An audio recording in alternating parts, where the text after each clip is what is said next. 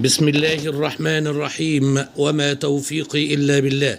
ورسالة توعية جديدة: وكيا سيراتو وتغيير النصف الأمامي، وحسبنا الله ونعم الوكيل. طبعا العربية اللي معانا 2011 كيا سيراتو. العناية الإلهية أنقذت المشتري من الكارثة أو المصيبة اللي كان هيلبس فيها. طبعا العربية اللي معانا مغيرة النص الأمامي، وطبعا النص متغير بطريقة سيئة جدا، والشغل باين وواضح زي ما احنا شايفين كده مع بعض. كل ده شغل زي ما موجود قدام مننا في العربية. طبعا هنا البائع كاتب العربية طبعا فابريكا، لكن للأسف الشديد العربية فيها حادثة قدام غير النص الأمامي، وحادثة خلفية أيضا في شغل في الشنطة وفردة الشاسيه الخلفية. طبعا بالإضافة إلى أن موتور العربية ضعيف طبعا وبيرزع، وطبعا ده مش مكتوب في الإعلان، والراجل جاي من بعيد من محافظة بعيدة ويلاقي الوضع زي ما احنا شايفين كده مع بعض.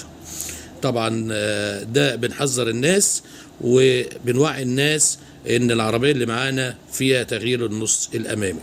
كان معكم عبد الوهاب الخطيب من مركز الخطيب لفحص السيارات بمدينة نصر. ليس لنا فروع اخرى او اسماء اخرى او ارقام اخرى. دمتم في رعاية الله وامنه، والسلام عليكم ورحمة الله وبركاته.